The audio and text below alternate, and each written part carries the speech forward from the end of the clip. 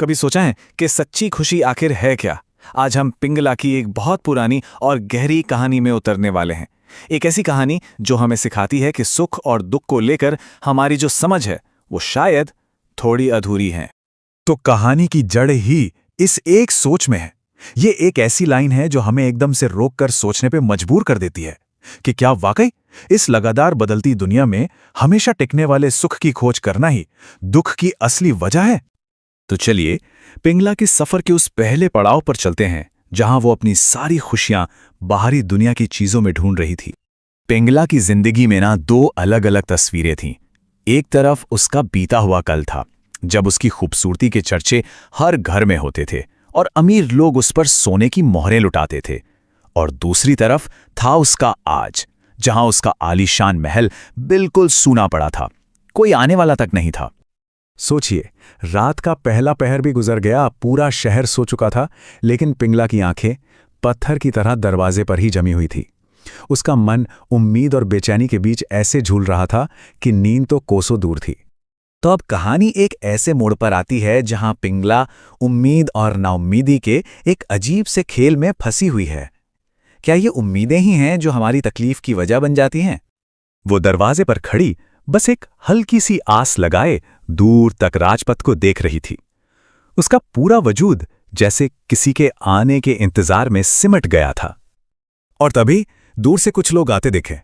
बस उसे लगा कि कोई अमीर मेहमान है जो सीधा उसी के पास आ रहा है, और जानते हैं, एक झटके में उसकी सारी निराशा जैसे उम्मीद में बदल गई। और बस उस एक पल में उसके दिमाग में जैसे सपनों की एक पूरी फिल्म चल पड़ी। उसे लगा कि हाँ, फिर से महफिल सजेगी, उसके पांव थिरकेंगे, दौलत बरसेगी और उसे वो सारे ऐशो आराम मिलेंगे। कितनी अजीब होती है ना ये कल्पना की खुशी।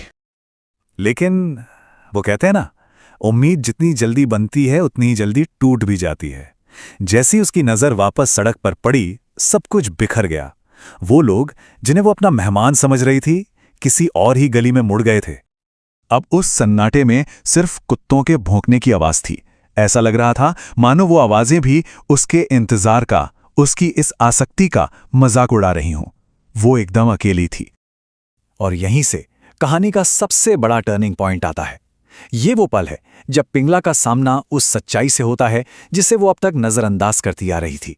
एक ऐसी सच्चाई जो शायद हम सब कभी ना कभी देखते ही हैं। तभी उसकी दासी शांता उसके पास आई। बहुत धीरे से उसने पूछा, मालकिन, अगर बुरा न माने तो कुछ कहूं? पर पिंगला, उसका ध्यान तो अभी भी उस खाली सड़क पर ही अटका हुआ था। जब पिंगला ने उसकी तरफ देखा तो शांता ने एक शीशा आगे कर दिया और बहुत ही गहरे अंदाज में कहा, देवी, मुझे जो भी कहना है ना, वो सब इस आईने में लिखा है। और जैसे ही पिंगला ने उस आईने में झांका, उसे वो सच दिखा जिससे वो हमेशा भागती रही थी। उसे साफ साफ दिखा कि ये जो रूप है, ये जो खूबसूरती है, ये तो खत्म हो जाएगी। ये दुनिया के सारे सुख सुविधाएं तो बस कुछ पल के मेहमान हैं, और ये जो जीवन मिला है, ये तो मुक्ति जैसे किसी बहुत बड़े मकसद के लिए था। और बस उसी पल उसके अंदर एक टीस उठी, आत्मग्लानि की। ये सिर्फ दुख नहीं था, ये खुद पर एक गहरा पछतावा था। लेकिन जानते हैं, यही पछतावा उसके अंदर होने वाले बदलाव का पहला और सबसे जरूरी कदम साबित हुआ। तो चलिए कहानी के इस आखिरी हिस्से में चलते हैं और देखते हैं कि पिंगला को अपने दुखों से आजादी का रास्ता कैसे मिला। और देखिए, संयोग देखिए, ठीक उसी वक्त जब पिंगला का मन पछतावे से भरा था, जब वो एक नए रास्ते की तलाश में थी, उसने देखा कि भिक्षुओं की एक टोली आ रही है और उनके आगे खुद महात्मा बुद्ध चल रहे थे। उनके शिष्य एक ही मंत्र दोहरा रहे थे, बुद्धम शरणम गच्छामि। ये आवाज जैसे ही पिंगला के कानों में पड़ी, उसके अंदर का सारा दर्द, सारी पीड़ा आंसू बनकर बह निकली। बस यही तो वो सच था जिसे वो खोज रही थी। वो फौरन अपने आलीशान महल से नीचे उतरी और सीधा तथागत बुद्ध के चरणों में गिर पड़ी। उस एक पल में उसने अपना सब कुछ, अपना पुराना जीवन पूरी तरह से त्याग दिया। उसके मुंह से बस यही शब्द निकले, प्रभु, मुझे इस जहन्नुम जैसी जिंदगी की तकलीफों से निकालो, मुझे रोशनी दिखाओ।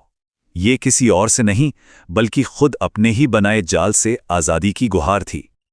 और आखिर में पिंगला की ये कहानी हम सबको एक बहुत गहरे सवाल के साथ छोड़ जाती है कि आखिर उस सुख की कल्पना के पीछे क्यों भागा जाए जिसमें असल में सिर्फ दुख ही दुख भरा है। इसका जवाब शायद हम सबके अंदर ही कहीं छिपा है।